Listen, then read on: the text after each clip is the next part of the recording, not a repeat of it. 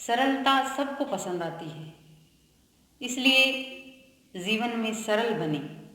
नमस्ते बच्चों, मैं सुगना। आज की वीडियो में हम कक्षा 12 की पुस्तक आरोप की हमारी तीसरी कविता है बात सीधी थी पर की काव्य सौंदर्य के साथ व्याख्या करेंगे।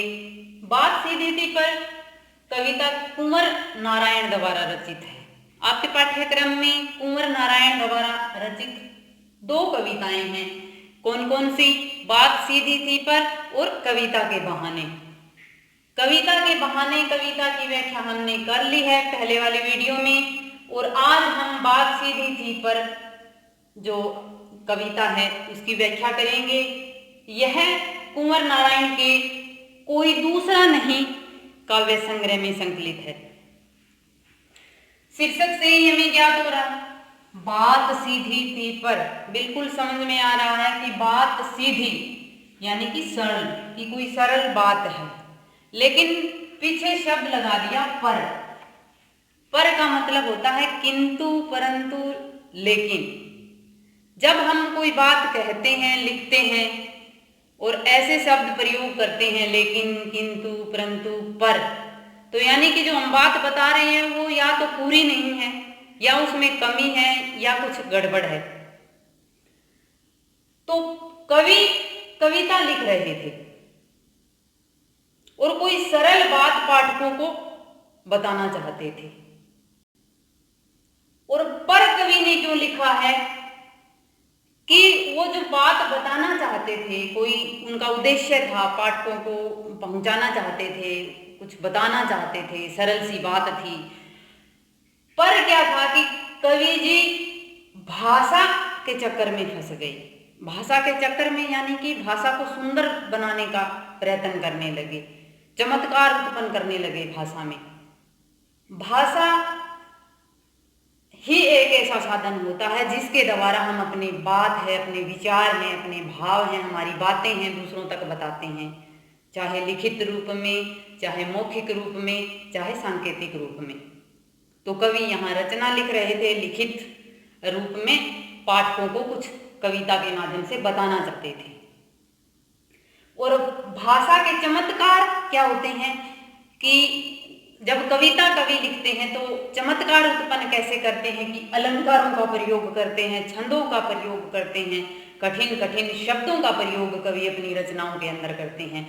ऐसा ही कवि ने किया। सरल सी बात बता रहे थे और मन में सोचा कि क्यों ना मैं चमत्कार पूर्ण से अपनी कविता लिखूं, छंद लगाऊं, इसमें अलंकार लगाऊं, कठिन शब्दों का प्रयोग करूं, ताकि पाठक पढ़े तो उनको ये लगे कि कवि को पूरा ज्ञान है। और हम ऐसे ही करते हैं, हमारी विद्वता दर्शाने के लिए, ज्ञान बताने के लिए भाषा को कठिन बना देते हैं। तो यही बात कवि हमें बता रहे हैं, हमें इस कविता के माध्यम से संदेश भी दे रहे हैं कि अगर हम किसी को कोई बात बता रहे हैं, कोई रचना लिख रहे हैं, चाहे लिखित रूप में, मौखिक रूप से, कोई हमारा उद्देश्य है, दूसरों तक पहुंचाते हैं, दूसरों को बताते हैं, समझाते हैं, तो सिर्फ सरल तरीके से समझाओ। चमत्कार उत्पन्न करने की कोशिश करेंगे, भाषा को बनावटी बनाएंगे तो आगे वाले को समझ नहीं आएगा। हम हमारा उद्देश्य लेकर ही कोई बात बताते हैं और उसमें चमत्कार उत्पन्न करेंगे, आगे वाले को सही ढंग से समझ में नहीं आएगा, फिर उस भाषा का क्या महत्व रह जाता है। कविता बात सीधी थी पर में कवि कविता लिख रहे हैं, सीधी सी बात बता रहे हैं, लेकिन भाषा के चक्कर में फंस गए हैं। देखो कैसे। बात सीधी थी पर एक बार भाषा के चक्कर में जरा टेढ़ी फंस गई। कवि बता रहे हैं कि सीधी सी बात पाठकों को बताना चाहता था मैं, सरल सी बात। एक बार भाषा के चक्कर में यानी कि भाषा को चमत्कार बनाने की कोशिश कर रहे थे। चमत्कार यानी कि छंद अलंकार लगा रहे थे कि सुंदर बना दूं भाषा को, ताकि ये समझे कि कवि ने बड़ी सुंदर रचना की है। लेकिन जरा टेढ़ी फंस गई भाषा के चक्कर में, कि सुंदर बनाने की कोशिश में टेढ़ी फंसना यानी कि जो बात को कहना चाहते थे वो उलझ गई, उसका अर्थ समझ में आना मुश्किल हो गया। कभी कोई ऐसा लग रहा था कि चमत्कार बना तो रहा हूं मैं, लेकिन इसका अर्थ है वो स्पष्ट नहीं हो रहा, समझ में नहीं आ रहा। उसे पाने की कोशिश में भाषा को उल्टा पलटा, तोड़ा मरोड़ा, घुमाया फिराया। उसे पाने की, किसे पाने की? कि भाषा के चक्कर में जो चमत्कार उत्पन्न कवि कर रहे थे और जो बात उनकी उलझ गई थी, समझ में नहीं आ रही थी, उसको समझ में लाने के लिए, उसको सरल बनाने के लिए, उसे पाने की कोशिश में कवि ने क्या किया? भाषा को उल्टा पलटा, तोड़ा मरोड़ा, घुमाया फिराया में कवि क्या कहना चाहता है कि भाषा में परिवर्तन किया, बदलाव किया शब्दों का, कि जो समझ में नहीं आ रहे हैं तो मैं शब्दों में बदलाव कर दूं, भाषा में थोड़ा परिवर्तन कर दूं, ताकि जो मैं बात कहना चाह रहा हूं वो पाठकों को समझ में आए, कि बात या तो बने या फिर भाषा से बाहर आए। बात बने यानी कि बात बनना, काम हल होना।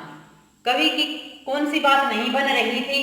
कि भाषा को चमत्कार बनाने के कारण उनकी भाषा अस्पष्ट हो रही थी, उनकी बात थी वो समझ नहीं आ रही थी। तो वो बात क्या है? कवि उस बात को समझाने के लिए सरल बनाना चाहते थे, इसलिए उन्होंने भाषा में बदलाव किया कि या तो बात बन जाए, या तो बात है वो सरल हो जाएगी, या जो मैं भाषा के चक्कर में फंसा हूं उससे वो भाषा है बाहर आ जाएगी।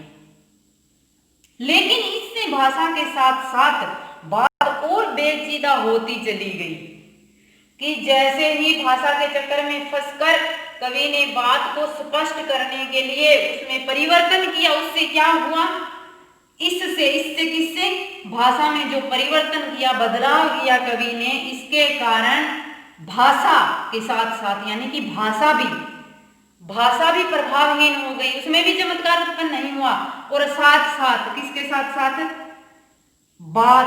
बात भी, जो बात वो बताना चाहते थे, जो उनका उद्देश्य था, जो पाठकों को बता रहे थे, वो भी क्या हो गया? बेचीदा क्या होता है? मुश्किल, कि वो भी समझ में नहीं आ रही थी, वो और कठिन हो गई। इन पदांशों में कवि क्या बताना चाहते हैं कि सरल सी बात, सीधी सी बात बताने के लिए भाषा में चमत्कार उत्पन्न कर दिया, जिसके कारण भाषा स्पष्ट नहीं हो, बात स्पष्ट नहीं हो पा रही थी, बात समझ में नहीं आ रही थी। इसके कारण फिर कवि ने बदलाव किया भाषा के अंदर, और जब उन्होंने शब्द बदले, भाषा बदली, तो क्या हुआ कि भाषा भी प्रभावहीन हो गई और जो वो बात बताना चाहते थे वो और मुश्किल हो गई। तो कवि ये बताना चाहते हैं कि जो हम बात बता रहे हैं उसको बनावटी ढंग से ना बताएं, सरल तरीके से बताएं, ताकि ना तो वो मुश्किल हो और ना ही भाषा हमारी व्यवहार में गंदी लगे, कि भाषा भी व्यवहार में अच्छी लगे और बात भी आगे वाले को, जिसको हम समझा रहे हैं, समझ में आ सके। काव्य सौंदर्य देखें, खड़ी बोली का प्रयोग कवि ने किया है। हिंदी का ही रूप होता है जो हमारी पाठ्य पुस्तकों में मिलता है, उसी को खड़ी बोली कहते हैं। सरल सहज भाषा का प्रयोग कवि ने किया है, बड़ी सरल सहज तरीके से कविता उन्होंने लिखी है, हमारे समझ में आ रही है। मुक्त छंद, यानी कि ना वर्णों की गिनती हो रही है ना मात्राओं की गिनती हो रही है।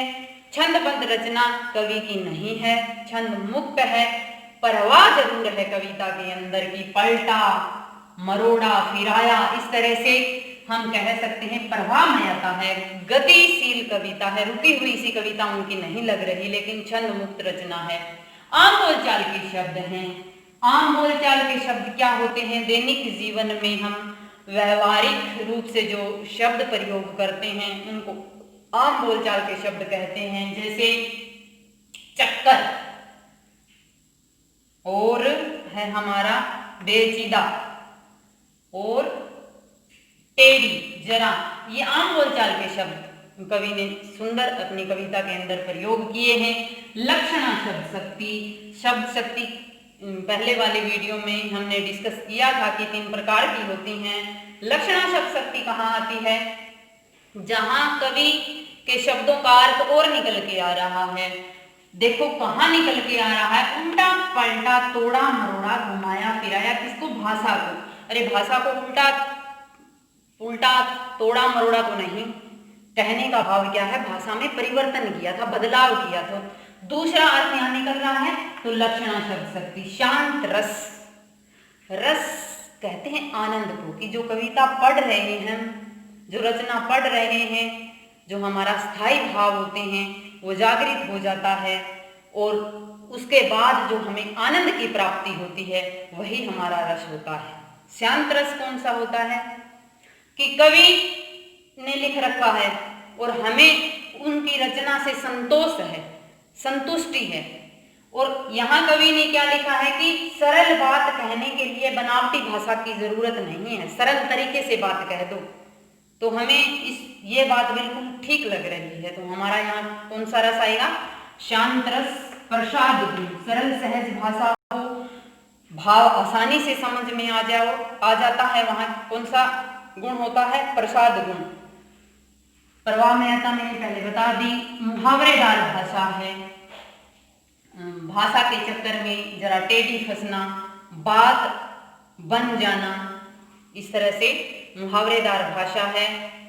उल्टा पलटा में तय की आवृत्ति, मरोड़ा तोड़ा मरोड़ा घुमाया फिराया में ये और ड़ की आवृत्ति, अनुप्रास अलंकार। जहां वर्णों की आवृत्ति होती है बार बार वहां हमारा अनुप्रास अलंकार आता है, चाहे आगे वर्णों की आवृत्ति मेल खा रही हो चाहे पीछे खा रही हो।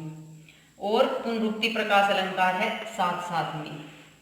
आगे दूसरा पद देखें, सारी मुश्किल को धीरे से समझे बिना मैं पेंच को खोलने की बजाय उसे बेतरह कसता चला जा रहा था। सारी मुश्किल कौन सी है, पिछले पद्यांशों का भाव हमें आगे वाले पद्यांश के भावों के साथ जोड़ना होता है, ये बात आपको ध्यान में रखनी है। मुश्किल क्या थी, पीछे वाले पद्यांश में पढ़ा था कि भाषा के चक्कर में कवि ने जैसे ही फेरबदल किया, भाषा भी प्रभावहीन हो गई और अर्थ भी समझ में नहीं आ रहा था। ये कवि के सामने मुश्किल थी, और उस मुश्किल को धैर्य होता, धीरज, समझे बिना कि धैर्य धारण करना होता। कोई मुश्किल अगर हमारे आ जाती है तो हम धीरज हमें रखना होता है और उसको सोच समझ के फिर उसका हल निकालते हैं। तो कवि ने क्या किया कि धीरज रखे बिना ही, बिना सोचे समझे ही पेंच को खोलने की बजाय, पेंच क्या होता है, एक कील होती है, किसी को जैसे हम किसी को फिट करने के लिए कील का प्रयोग करते हैं, उसके ऊपर ऐसे घुमावदार चूड़ियां लगी होती है, ढांचे से बने होते हैं ताकि वो पेंच है उसके अंदर ठीक ढंग से कसाव कर सके। तो कवि कहते हैं कि उस पेंच को खोलने की बजाय, बात को समझने के बजाय, कि बात को सरल करने की बजाय मैं उसे बेतरह का अनुचित तरीके से कसता चला गया। अगर हम पेज को बिना ढंग से ऐसे कसते चले जाएंगे तो वो ठीक नहीं होगा। फिर उसी प्रकार कवि ने बताया कि मैं भाषा को सरल बनाने की बजाय उसको बेतरह यानी कि बिना नियमों के ही कविता लिखता जा रहा था, क्योंकि इस कर्तव्य पर मुझे साफ सुनाई दे रही थी तमाश बीनों की शाबाशी और वाह वाह। कवि क्या कह रहे हैं कि कवि ऐसा क्यों कर रहा था? कवि कह रहे हैं कि इस कर्तव्य होती है कला, कवि की कौन सी कला? कविता के अंदर भाषा का जो प्रयोग है, कठिन शब्द ले रहे थे, अलंकार ले रहे थे, तो उस कला पर कवि को क्या सुनाई दे रहा था? तमाश बीनों, तमाशा देखने वाले। कवि ने यहाँ पाठकों शब्द का प्रयोग नहीं किया, क्योंकि पाठक होते हैं वो तो रचना पहले पढ़ते हैं, फिर भावों को समझते हैं कि कवि ने क्या संदेश दिया है, उसके अर्थ को समझते हैं। और तमाशबीन क्या होते हैं? तमाशा देखते हैं। तो कवि ने कहा कि वो मुझे शाबाशी दे रहे थे कि हाँ बहुत अच्छी आपने रचना रची है, देखो अलंकार भी है इसमें, छंद भी हैं, और वाह वाह मेरी बड़ाई कर रहे थे कि भाई बहुत अच्छे शब्द आपने प्रयोग किए, बड़े विद्वान हो आप तो। और आखिरकार बेकार वही हुआ जिसका मुझे डर था, जोर जबरदस्ती से बात की चूड़ी मर गई और वह भाषा में बेकार घूमने लगी। कवि के कहने का क्या तात्पर्य है? आखिरकार, आखिरकार कब? जब कवि ने कविता लिख दी। वही हुआ, वही क्या हुआ? वही हुआ कि बात समझ में नहीं आ रही थी और जिसका मुझे डर था, और कवि को इस बात का डर था कि कहीं भाषा के चक्कर में मेरी बात है वो अर्थहीन ना हो जाए। जोर जबरदस्ती से बात की चूड़ी मर जाना, बात की चूड़ी मर जाना यानी कि बात अर्थहीन हो जाना, अस्पष्ट होना। जो कवि बात बताना चाहते थे वो जोर जबरदस्ती कवि ने जैसे ही की कि जैसे तैसे करके कठिन शब्द थे वो थे कवि लगाते चले जा रहे थे क्योंकि उनको शाबाशी मिल रही थी, जिसके कारण बात अस्पष्ट हो गई। और भाषा में कवि ने जो चमत्कार पूर्ण भाषा का प्रयोग किया था उसमें बेकार घूमने लगी। बेकार घूमना यानी कि उसका अर्थ ही न रहना, अर्थहीन हो जाना, कि उस चमत्कारी भाषा के अंदर जो बात थी वो अर्थहीन हो गई। कितना सुंदर उदाहरण के साथ कवि ने यहाँ बात बताई है कि पेंच का उदाहरण दिया है कि पेंच के साथ अगर जोर जबरदस्ती करते हैं, इस पेंच के साथ अगर जोर जबरदस्ती करते रहेंगे तो क्या है, इसकी चूड़ियां हैं वो खत्म हो जाती है। चूड़ियां मरना यानी चूड़ियां खत्म हो जाती है, फिर ये इसके अंदर फिट भी नहीं होगा, ये पेंच हमारा बेकार हो जाएगा। इसी तरह की भाषा के साथ अगर जोर जबरदस्ती करेंगे हम, उस बात है वो हमारी स्पष्ट नहीं हो पाएगी।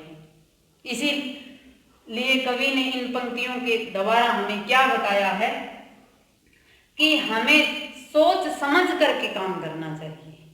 कवि ने बिना सोचे समझे ही अपनी रचना को वो लिखते जा रहे थे और उसके साथ जोर जबरदस्ती करने के कारण क्या है, भाषा और जो उनकी बात थी वो दोनों ही प्रभावहीन हो गई। काव्य सुंदरिये, खड़ी बोली सरल सहज भाषा मुक्त छंद लक्षणा शब्द शक्ति। कहाँ लक्षणा शब्द शक्ति? यहाँ पेंच की बात नहीं कर रहे कवि कि कविता लिख रहे हैं और मैं पेंच खोल रहा हूँ साथ, ये बात नहीं है। यहाँ क्या बात कर रहे हैं? पेंच खोलने का मतलब है कि भावों को स्पष्ट करना, जो भाव कवि बताना चाहते हैं कविता के माध्यम से, कि उनको मैं भावों को समझे बिना ही, बात को सरल किए बिना ही, यानी कि दूसरा अर्थ यहाँ छिपा हुआ है। और दूसरी बात एक और मैं भी बता दूं आपको कि लक्षणा शब्द शक्ति कहाँ होती है? जहाँ मुहावरेदार भाषा होती है वहां लक्षणा शब्द शक्ति होती है। शांतरस प्रसाद दृश्य बिंब, बिंब का बड़ा सुंदर प्रयोग कवि ने यहाँ किया है। बिंब क्या होती है? छाया, परछाई।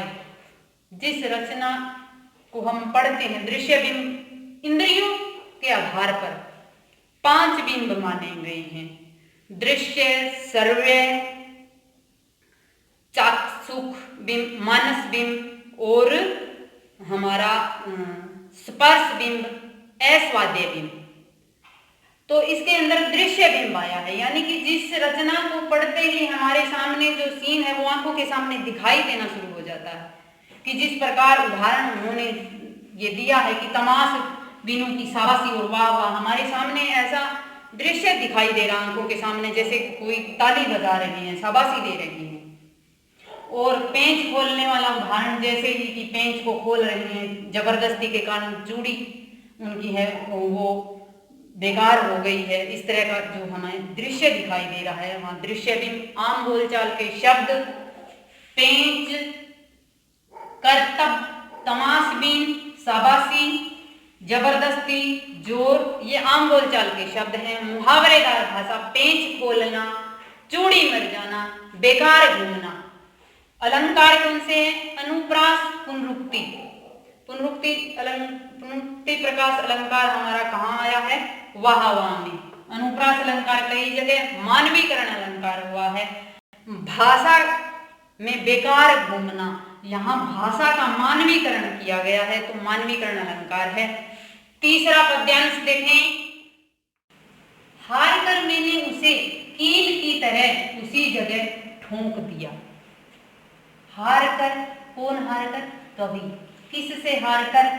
इससे पहले वाले पद्यांश में हमने क्या पढ़ा था कि भाषा के चक्कर में कवि की बात अस्पष्ट हो गई थी, फिर उसमें फेरबदल किया, फिर और मुश्किल हो गई, फिर जोर जबरदस्ती से भाषा को सुंदर बना रहे थे, जानबूझकर कवि को पता भी था। तो फिर वह भाषा थी वो बिल्कुल प्रभावहीन हो गई थी, जो उनकी बात थी वो बिल्कुल ही समझ में नहीं आ रही थी, उसका अर्थ स्पष्ट नहीं हो पा रहा था और कवि हार गए थे कि अब क्या किया जाए, उनके कुछ समझ में नहीं आ रहा था। और मैंने कौन, कवि ने उसे कील की तरह उसी जगह ठोक दिया। कील जिसके अंदर चूड़ी नहीं होती और पेंच जिसके अंदर चूड़ियां होती है। पेंच से अगर हम किसी चीज को फिट करते हैं तो उसके अंदर बहुत कसाव होता है, और कील तो हम सीधी ऐसे हथौड़े से ठोक देते हैं उसको। तो कील की तरह ठोकना, यहाँ पर कवि क्या बताना चाहता है कि मैंने हार कर उस बात को वहीं छोड़ दिया, जिस प्रकार वो शब्द लिखे हुए थे, जिसका वो अर्थ निकल के आ रहा था, मैंने उसको वहीं छोड़ दिया। समझ में नहीं आ रहा था, भाषा के चक्कर में जो फंस गए थे। ऊपर से ठीक ठाक पर अंदर से न तो उसमें कसाव था न ताकत। कवि क्या बता रही हैं कि जैसे उन्होंने हार करके उस रचना को उसी जगह छोड़ दिया था, उसमें ऊपर से ठीक ठाक दिख रहा था, सुंदर शब्द थे, अलंकार थे, शाबाशी भी दे रहे थे कि कितने अच्छे शब्द थे, कठिन शब्द थे भाई, लेकिन अंदर से मतलब कविता का, रचना का जो भाव होता है उसमें कसाव नहीं था, वो सहज नहीं थी, समझने में मुश्किल हो रही थी, ताकत यानी कि अर्थहीन हो चुकी थी, उसके अंदर कोई अर्थ ही नहीं था, बिल्कुल बेकार हो गई थी। बात ने जो एक शरारती बच्चे की तरह मुझसे खेल रही थी। बात जो कवि बताना चाहते थे कविता के माध्यम से, वो एक शरारती बच्चे की तरह। शरारती बच्चा जल्दी से पकड़ में नहीं आता, आगे पीछे भागता है, हम पकड़ने की कोशिश करते हैं, वो पकड़ में नहीं आता। और कवि यही बता रहे हैं, उदाहरण दे रहे हैं कि बात भी मेरे पकड़ में नहीं आ रही थी, शब्दों के जंजाल के कारण बात मेरे को समझ में नहीं आ रही थी, किस शब्दों का प्रयोग करूं ताकि बात समझ में आ जाए। मुझे पसीना पोंछते देखकर पूछा, क्या तुमने भाषा को सहूलियत से बरतना कभी नहीं सीखा? कवि का मन, कवि बात के माध्यम से बता रहे हैं कि बात ने मुझसे पूछा, यानी कि कवि की अंतरात्मा कवि से कह रही है। पसीना पोंछते, कवि पसीना पोंछते मतलब हार गए थे जब उन्होंने उसको वहीं छोड़ दिया था, कील की तरह ठोक दिया था। तो उनसे सवाल पूछ रही है कि क्या आपने सहूलियत होता है सही ढंग से, अच्छे तरीके से, सहजता से बरतना, व्यवहार में लाना, किसको? भाषा को, कि मुझसे पसीना पोंछते हारते हुए देख करके, जब मैं हार चुका था तब वो बात यानी कवि की अंतरात्मा उनसे पूछ रही थी कि भाषा को सही ढंग से व्यवहार में लाना है किस प्रकार? क्या आप इतने बड़े कवि हो, आपको पता नहीं?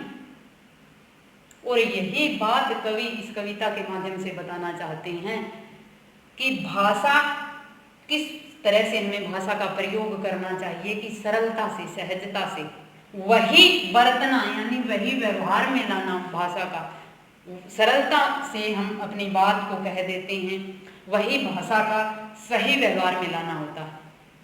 काव्य सौंदर्य देखें, खड़ी बोली सहज सरल भाषा, मुक्त छंद, लक्षणा शब्द शक्ति, शांत रस प्रसाद गुण, दृश्य बिन। कितना सुंदर है, एक शरारती बच्चे की तरह मुझसे खेल रही थी, आंखों के सामने बिल्कुल छोटा सा बच्चा जैसे आगे आगे भाग रहा है, हमें दिखाई दे रहा है। आम बोलचाल के शब्द, ठोंक, बरतना, सहूलियत, आम बोलचाल के कसाव, आम बोलचाल के शब्दों का बड़ा सुंदर, व्यवहारिक भाषा का बड़ा सुंदर प्रयोग कवि ने यहाँ किया है।